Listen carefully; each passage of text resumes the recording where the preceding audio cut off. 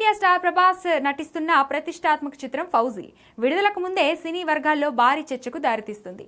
దర్శకుడు హను రాఘుపూడి తెరకెక్కిస్తున్న ఈ periodic action డ్రామాను మైత్రి movie makers అత్యంత ప్రతిష్టాత్మకంగా నిర్మిస్తుంది.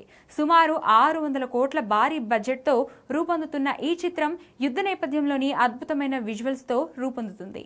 ఈ సినిమాను 2026 డిసెంబర్లో ప్రేక్షకుల ముందుకు తీసుకురావాలని నిర్మాతలు లక్ష్యంగా పెట్టుకున్నారు.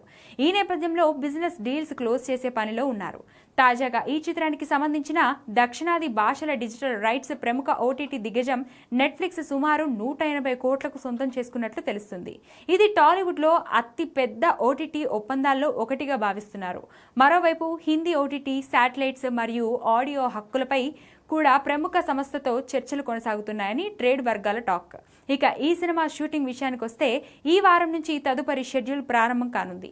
ఇందులో సినిమాకు హైలైట్ గా నిలిచే ఇంటర్వెల్ యాక్షన్ సీక్వెన్స్ ను భారీ సెట్లలో చిత్రీకరించినట్లు సమాచారం. ఈ యాక్షన్ ఎపిసోడ్ ప్రేక్షకులను గూస్ బంప్స్ ఇచ్చేలా ఉంటుందని ఇండస్ట్రీ ఇన్సైడ్ టాక్.